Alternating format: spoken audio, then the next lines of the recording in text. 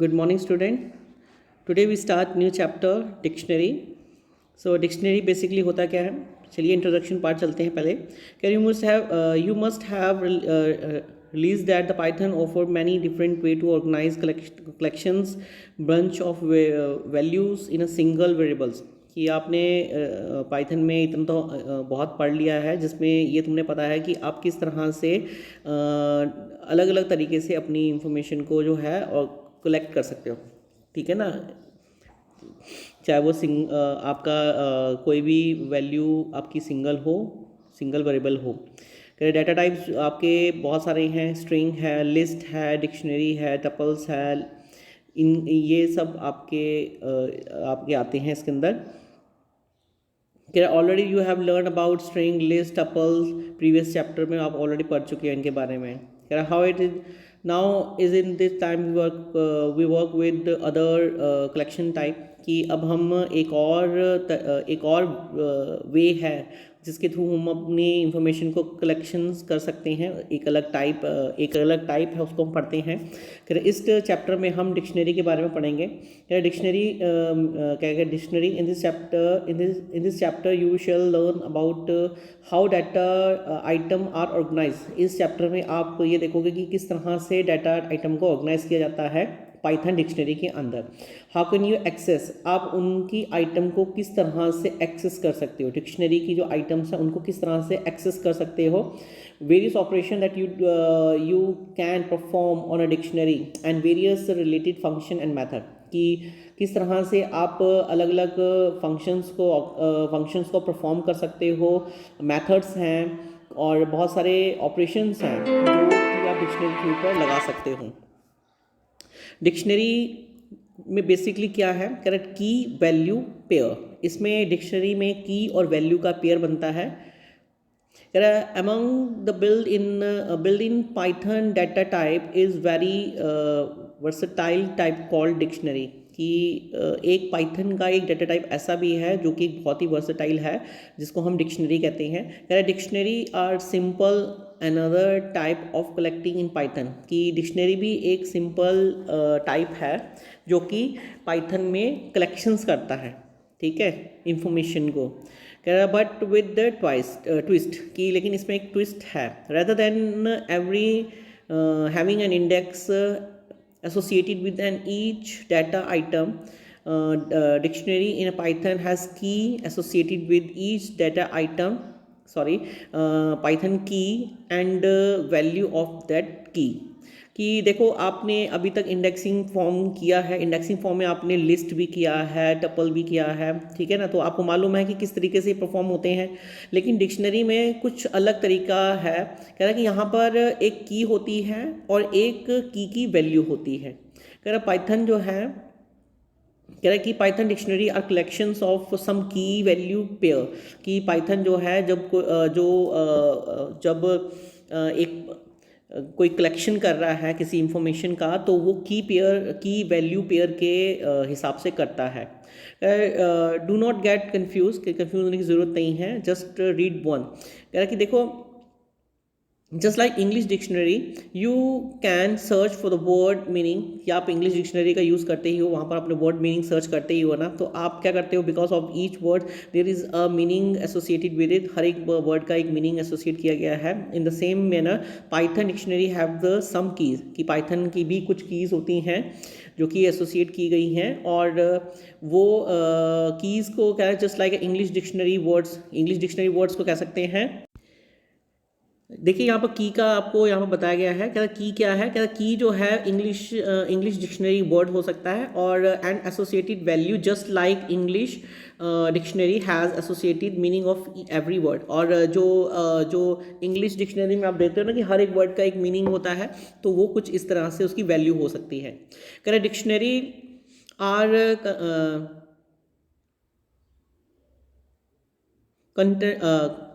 Contains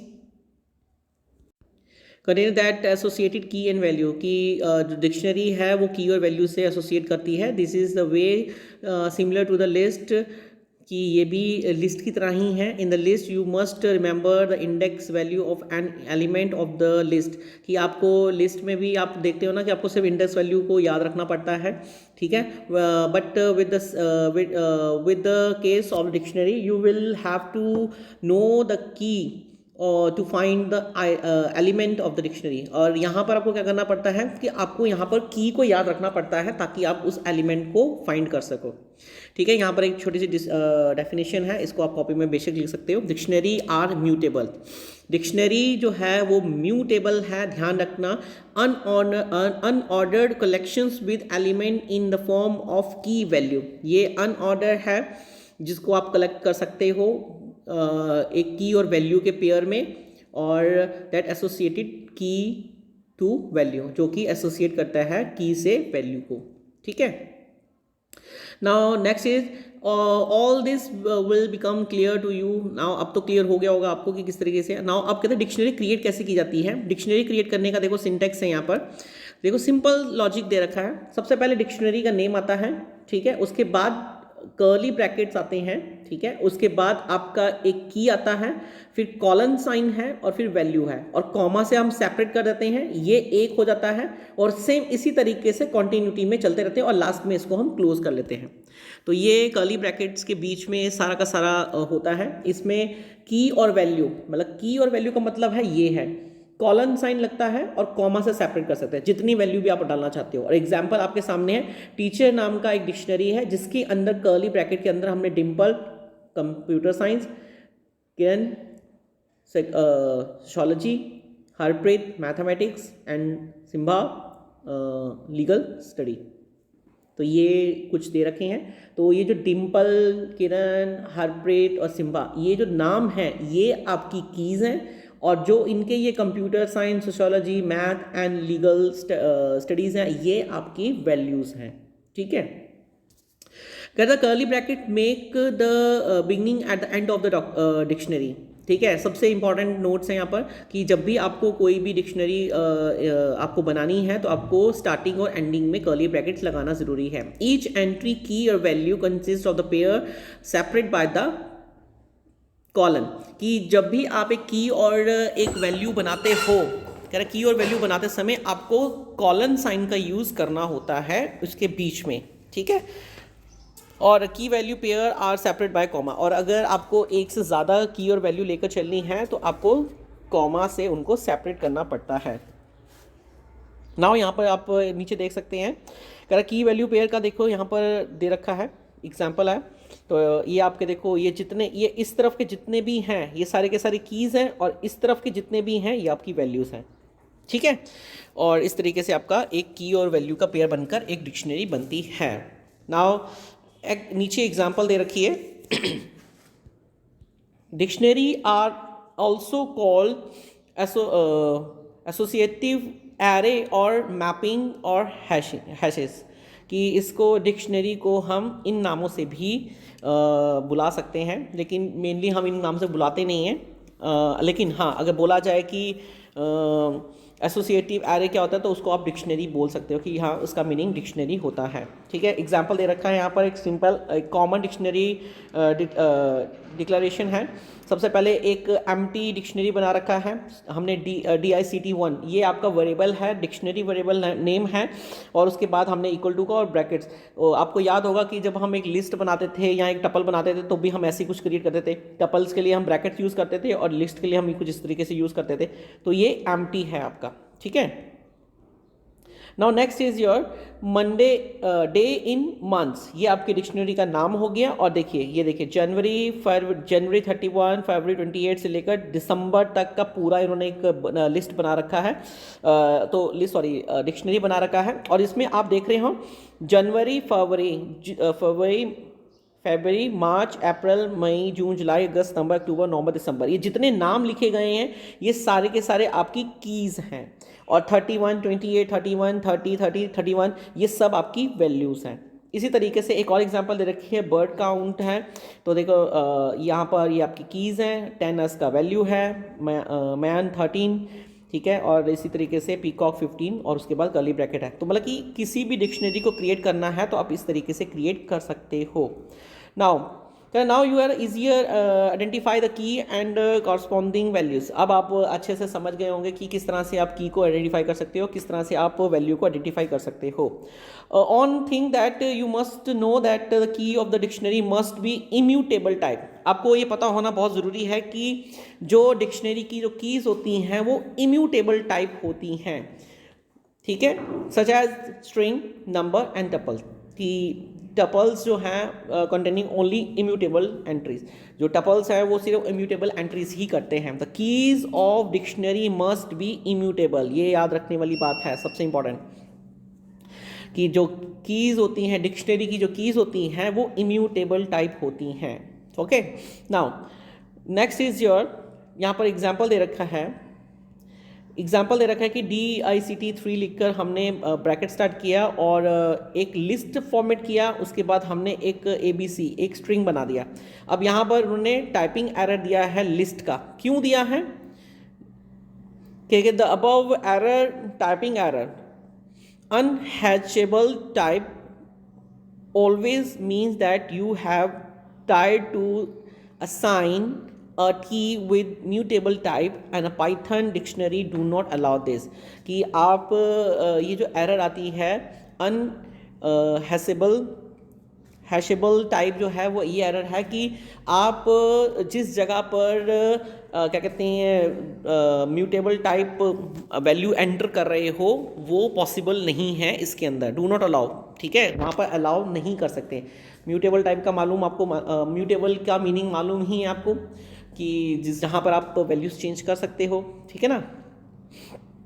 एक छोटा सा प्रोग्राम है यहाँ पर, ठीक है, कि write a program to and read roll number. आपको रोल नंबर को रीड करना है, मार्क्स को रीड करना है, 4 स्टूडेंट्स के मार्क्स को करना है। तो किस तरीके से करना है? सबसे पहले हमने रोल नंबर और मार्क्स ये दो हमने क्या लिए हैं, एम्प्टी ले लिए हैं, ठीक है। अब एम्प्टी लेने के बाद देखो हम अब क्या कर रहे हैं, सबसे इंपॉर्टेंट काम यहाँ पे क्या हो रहा है, हमने यहाँ जो एंट्री हो रही है ये रनिंग टाइम हो रही है, कि जब आप प्रोग्राम आप रन करोगे तब ये एंट्री होंगी। तो हमने एक फॉर लूप लगाया, फॉर लूप हमने ये बता रहा है कि 4 A इन रेंज 4 का मतलब है 0 1 2 3, ये लूप चलेंगे आपके। उसके बाद हमने इसी के अंदर R, M और eval input roll number and marks दे दिया है, ठीक है। ये हमने एक स्टेटमेंट पास आउट कर दिया है और R और M का मतलब है रोल नंबर और मार्क्स, ये उसको रिप्रेजेंट कर रहा है। उसके बाद हमने यहाँ पर क्या किया है, RNO डॉट अपेंड R, हम जितनी भी एंट्रीज एंटर कर रहे हैं अपेंड के माध्यम से हम क्या कर रहे हैं, R नंबर के अंदर स्टोर करवा रहे हैं। इसी तरीके से मार्क्स को भी इसी तरीके से हम कर रहे हैं। उसके बाद हमने D नाम का एक वेरिएबल लिया है, यहाँ पर देखिए लास्ट में एक D नाम का वेरिएबल ले रखा है ना। D नाम के वेरिएबल के अंदर हमने क्या किया है, हमने R नंबर 0, R नंबर 1, 1, देखिए ये जो है ना, ये और ये आपके जब आप फॉर लूप चलाओगे ना उस वक्त ही ये हैं कि जब आप फर्स्ट टाइम 0 है तो आपका रोल नंबर भी 0 होगा और R भी 0 होगा, फिर 1 होगा तो 1 की एंट्री यहाँ पर हो जाएगी, फिर जब 2 होगा तो 2 की एंट्री यहाँ पर हो जाएंगी, और जब 3 होगा तो 3 की एंट्री यहाँ पर हो जाएंगी। उसके बाद हमने क्रिएट डिक्शनरी नाम का एक प्रिंट ले लिया और D को प्रिंट आउट दे दिया। तो देखिए जब हम इसको प्रोग्राम को रन कर रहे हैं तो what will be happen, enter role number and marks, हमने 67.5 enter role number and marks, enter press किया, फिर दूसरी एंट्री, तीसरी एंट्री, चौथी एंट्री, इन चारों एंट्री करने के बाद हमने जब एंटर फाइनल एंटर प्रेस किया तो हमको कुछ इस तरीके का आउटपुट मिला है। ये आपको कंफ्यूज तो नहीं हो रहा ना यहाँ पर, क्योंकि देखो यहाँ पर कंफ्यूजन वाली कोई बात नहीं है। ये जो यहाँ पर ये जो वेरिएबल यहाँ पर दे रखा है ना, ये क्या कर रहा है, देखो जब आपने फॉर लूप चलाया, आपका फॉर लूप 0 था तो 0 में आपका रोल नंबर अपेंड हो रहा है ना, 0 पोजीशन में जो भी आप अपेंड करवा रहे हो वहाँ स्टोर हो रहा है। अगली बार वो 1 होगा तो यहाँ पर स्टोर हो रहा है, 2 होगा तो यहाँ पर स्टोर होगा, और 3 होगा तो यहाँ पर स्टोर होगा। तो इस तरीके से आप एक छोटा सा प्रोग्राम बनाकर अपनी वैल्यू को रन टाइम में रोल नंबर और मार्क्स को एंटर करवा सकते हो, ठीक है। Assigning elements of a dictionary, कि आप किस तरह से डिक्शनरी के अंदर एक एलिमेंट को असाइन कर सकते हो। कह रहा while assigning element from the dictionary you need the key. सबसे पहले है कि जब भी आपको कोई वैल्यू असाइन करनी है तो आपको की ज़रूरत पड़ती है। While in the list the elements are assigned through their index, और जैसे कि आप लिस्ट में करते थे, लिस्ट में आपको अगर कोई वैल्यू असाइन करनी होती तो आपको उनके इंडेक्स नंबर का पता होना चाहिए था कि हाँ भी इस इंडेक्स नंबर पे ये वैल्यू असाइन हो जाए। इसी तरीके से in dictionary the elements are assigned through the keys, कि अगर आप डिक्शनरी की बात कर रहे हैं तो आपको जो वैल्यू असाइन करनी है वो कीज के थ्रू करोगे। कह रहा है कि define in a key and value pair as per syntax जो नीचे दे रखा है उस तरीके से आप कर सकते हो। तो यहाँ पर लिखा है डिक्शनरी नेम और की, तो डिक्शनरी नेम और की आपका दे रखा है यहाँ पर किरण, तो कह रहा इन विल रिटर्न। तो आप अगर कुछ इस तरीके से लिखते हो प्रिंट किरण टीच और टीच किरण, तो आउटपुट किरण टीच साइकोलॉजी। तो ये कुछ इस तरीके से आपका प्रोग्राम बना है। अभी इसको थोड़ा और अच्छे से एक्सप्लेन कर लेंगे तो आपको क्लियर हो जाएगा इजीली। ये देखिए एक नीचे एक प्रोग्राम दे रखा है, हमने एक डी नाम का वेरिएबल लिया जिसके अंदर हमने एक डिक्शनरी बना दिया, vowels 1A, vowels 2, vowels 3, vowels 4 और वोवल्स 5। ये हमने AEIOU 5 वोवल्स को हमने यहाँ पर डाल दिया है, ठीक है। और उनका की वैल्यू की है इसमें वोवल 1 और वैल्यू है AEIOU, ठीक है। उसके बाद हमने डी प्रेस किया, डी एंटर लिखने के बाद जब एंटर प्रेस किया तो हमें उन्होंने क्या किया, एक डिक्शनरी पूरी की पूरी यहाँ पर शो करवा दी। उसके बाद हमने प्रिंट डी लिखा, अगेन वही चीज़, अगर आप डी और बिना दोनों लिखते हैं, डिस्प्ले द कंटेंट और dictionary D, note the output has shown element in following order, कि कुछ इस तरीके से आपका ऑर्डर आएगा। और अगर printing the content of the dictionary D, notice the order of the element define from the input order, कि जब आप सिर्फ डी अकेला लिखते हो तो कुछ इस तरीके से आपका ऑर्डर डिफाइन हो रहा है, और अगर आप प्रिंटिंग डी लिखते हो तो आपका कुछ ऑर्डर इस तरीके से डिफाइन हो रहा है, ठीक है। और अगर आप यहाँ पर डी वोवल 1 लिखते हैं तो यहाँ पर A आपको आएगा, और अगर आप वोवल 4 लिखते हैं तो यहाँ पर आपका O आएगा। कह रहा असाइनिंग एलिमेंट यूजिंग, यहाँ पर लिखा हुआ है assigning element using these key, vowel 1 and vowel 4 are the key and use to access corresponding value, कि जिस हिसाब से आपने वोवल 1 और वोवल 4 को यहाँ पर इंक्लूड किया है तो वो जो भी वैल्यू को स्टोर करती हैं वो आपको यहाँ पर शो होंगी, ठीक है। एक छोटा सा नोटिस है, note that the key given here are is question mark are of the string type, कि यहाँ पर आप देख रहे हो कि जो आपने जो यहाँ पर की वैल्यू को इंक्लूड करवाया है वो क्वेश्चन मार्क के अंदर करवाया हुआ है, तो स्ट्रिंग टाइप बन रहा है, ठीक है ना। स्ट्रिंग टाइप में फॉर्मेट आ रहा है यहाँ पर इसका। इसके अलावा यहाँ पर अगर आप D13 लिखते हैं तो ये आपको मालूम ही है D13 इज़ नॉट अलाउड, तो यहाँ पर एक एरर आ जाएगी आपकी। तो एरर आपको मालूम है, एरर आने पर आपको क्या होता है, एरर का मतलब है कि ये अलाउ नहीं है। तो the error means that become we can access the value of the particular key using expression such as D13, we must first ensure that the key 13 here exists in the dictionary, कि अगर आप D13 यहाँ पर D13 लिखकर अगर आपने यहाँ पर किया है, ठीक है ना, इस तरीके से अगर किया है तो आपको सबसे पहले ये श्योर होना पड़ेगा कि D13 नाम का की जो है वो आपकी डिक्शनरी में है कि नहीं है, ठीक है। जब ये पता हो जाएगा तब आप इजीली उसको कर सकते हो। और उसके बाद आपका like element key and value the dictionary are stored through this reference, कि जब भी आप कोई भी की और वैल्यू के थ्रू कोई डिक्शनरी स्टोर करवाते हो तो आपको की और वैल्यू के रेफरेंस में करवाना है। तो देखो गोज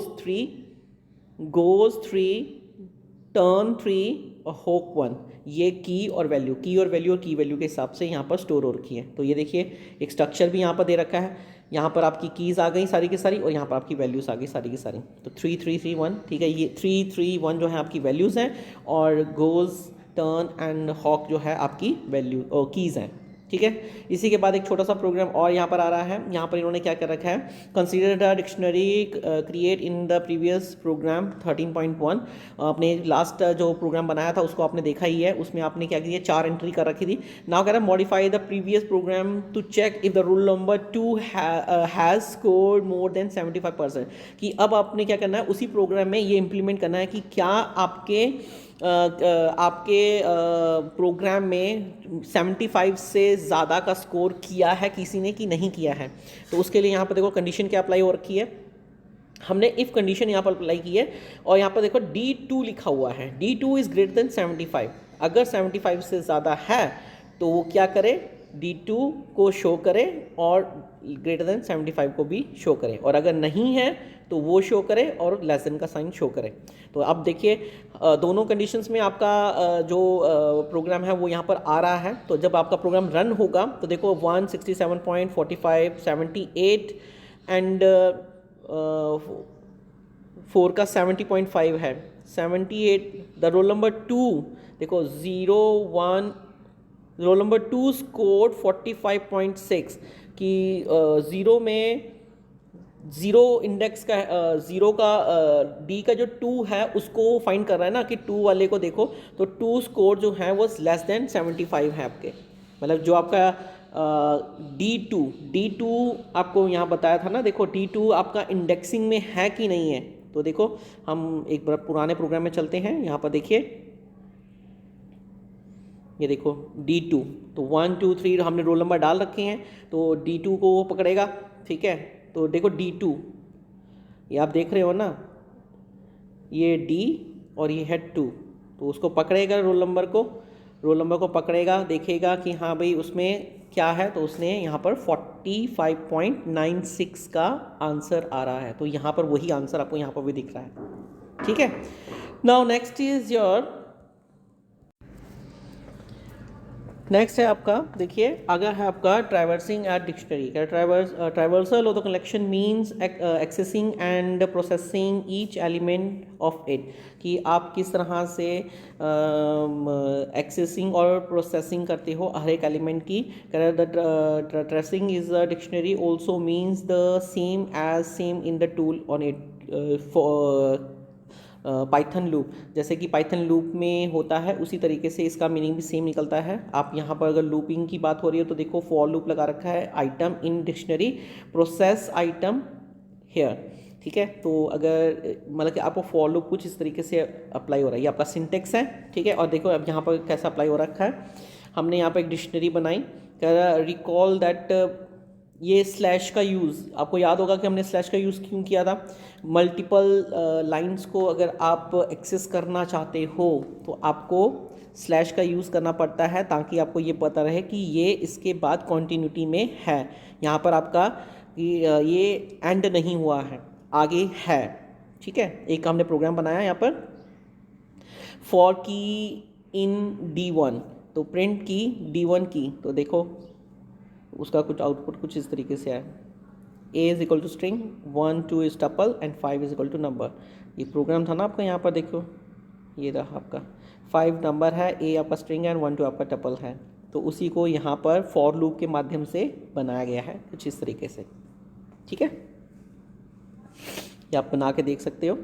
कहना how it work the loop, कह रहा कि अब ये वर्क कैसे कर रहा है, कह रहा लूप वेरिएबल की is above loop will assigning the key of the dictionary D1, कि जो आपने लूप वेरिएबल की लिया है वो क्या कर रहा है, आपके डिक्शनरी D1 को ऐसा की मानकर, D1 जो है आपकी की है, देखो सिंपल है, मैं यहाँ पर एक्सप्लेन कर देता हूँ आपको, ज़्यादा अच्छे से क्लियर हो जाएगा। देखो फॉर की इन D1, तो सबसे पहले आपको मैं यहाँ दिखाता हूँ, देखो D1 आपका वेरिएबल है, ठीक है। D1 आपका वेरिएबल है, D1 आपका वेरिएबल है, ये आपका D1 हो गया, ठीक है। और की आपकी वैल्यू, की आपकी देखो A 1 2 3 एंड 5, ये देखो यहाँ पर आ गया। और D1 की आपकी की वैल्यू, तो देखो वो बता रहा है उसका की क्या है, स्ट्रिंग टपल एंड नंबर है, ठीक है ना, बताने के लिए, मतलब पता करने के लिए क्या टाइप है। यहाँ पर लिखा भी हुआ है it will be assign value from the dictionary D1 for giving की, कि जो भी की वैल्यू डिफाइन की गई है वहाँ पर प्रोग्राम में वो यहाँ पर आपको मिलेगी। तो इसी तरीके से ये प्रोग्राम एग्जीक्यूट कर रहा है, ठीक है। कहना what is the program to create a phone dictionary for all your friend and print each key value pair in the separate line. तो प्रोग्राम आपका सिंपल है। सबसे पहले एक डिक्शनरी बनाई आपने, उसमें आपके फ्रेंड के नंबर ऐड कर लिए और उसको बंद कर लिया। फिर एक फॉर लूप लगाया हमने, for name in phone dictionary. ये आपकी ये है नेम आपके देखो यहाँ पर नेम, ये सारे नेम आ गए। नेम इज़ योर कीवर्ड की, और ये आपकी वैल्यूज़। कुछ इस तरीके से आपका ये प्रोग्राम एग्जीक्यूट कर गया। यहाँ पर एक नोट है, इसको भी देख लीजिए। Dictionary are unordered set of elements. Dictionary जो है एक अनऑर्डर्ड सेट ऑफ एलिमेंट्स है।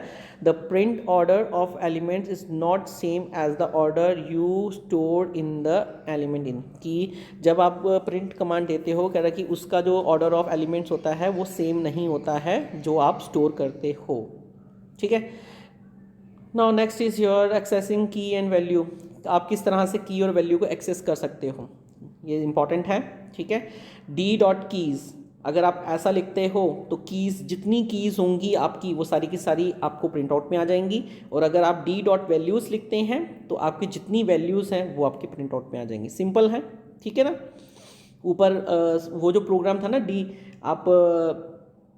आपने जो डिक्शनरी बनाई थी, D is equal to bracket के अंदर ये वॉवल्स लिखा था आपने और वॉवल्स यू हो गया, ऐसा कुछ लिखा था ना, वही फाइल है ये आपकी। तो उसमें आपका जब आप इस तरीके से लिखते हो तो कीज़ आ जाती हैं, और अगर आप डी डॉट वैल्यूज़ लिखते हो तो आपकी वैल्यूज़ एंटर हो जाती हैं। उसके बाद आपका है प्रोग्राम, और कुछ इस तरीके से फिर दोबारा से देखिए कि you can convert the sequence return by key value function by using list. कि आप लिस्ट के माध्यम से भी आप एक सीक्वेंस बना सकते हो। तो लिस्ट डॉट की वैल्यू, तो 5 4 3 2 1 एक लिस्ट बन गई। और अगर लिस्ट डी डॉट वैल्यू लिखते हो तो वही लिस्ट फॉर्मेट में। देखो दोनों में फ़र्क क्या है, आप यहाँ पर लिस्ट फॉर्मेट बना रहे हो तो स्क्वायर ब्रैकेट आ रखा है, ठीक है। और यहाँ पर जब आपने निकाला तो यहाँ पर आंसर जो है आपका किस फॉर्मेट में है, की और वैल्यू के फॉर्मेट में है। नॉर्मली की और वैल्यू के फॉर्मेट में ही आता है, ठीक है ना। स्क्वायर ब्रैकेट लगी हुई है ना, ये देखो स्क्वायर ब्रैकेट लगी हुई है। तो ये आपका जो लिस्ट, आपकी जो कीज़ हैं वो लिस्ट फॉर्मेट में यहाँ पर दिखाई दे रही हैं, और इसी तरीके से वैल्यूज़ जो हैं वो भी आपको लिस्ट फॉर्मेट में दिखाई दे रही हैं। और लास्ट प्रोग्राम है, और इसी तरीके से हमने कहा कि जो आपका एक गिवन प्रोग्राम था उसमें अगर आप ये देखना चाहते हो कि who scored, if anyone is scored mark 89.9, write a program to check. ये ऐसा कोई प्रोग्राम बनाओ जिसमें ये चेक करो कि किसी ने 89.9 स्कोर किया है कि नहीं। तो यहाँ पर इफ़ कंडीशन अप्लाई की है, if 89.9 is M dot values, यहाँ पर देखिए आ गया ना, यहाँ पर इस तरीके से आप असाइन करा सकते हो एम डॉट वैल्यूज़। तो येस, और अगर नो तो यहाँ पर जब रन करोगे तो नो वन हैज़ स्कोर 89.9, कि किसी ने भी 89.9 स्कोर नहीं किया। आपने देखो एक ही प्रोग्राम है, एक ही प्रोग्राम में 2 या 3 बार जो है वो इन्होंने प्रोग्राम को ये कंडीशंस अप्लाई किए हैं। आपको भी सेम इसी तरीके से ही करना है, एक बार प्रैक्टिकल ज़रूर करना है। होप आपको ये सारी चीज़ें अंडरस्टैंड हो गई होंगी कि किस तरीके से की और वैल्यू लेकर आपकी डिक्शनरी बनती है, और किस तरह से ये प्रोग्राम बनते हैं, क्या से आप बना सकते हो, कैसे रन कर सकते हो इंडिविजुअली। तो ये सब कुछ आपके सामने है, तो आप प्रैक्टिकली ज़रूर कीजिए, ठीक है। करना है आपको, डेफिनेटली करना है। और आज का टॉपिक इतना ही है, बाकी का टॉपिक हम नेक्स्ट वीडियो में कंप्लीट करेंगे। Okay, thank you.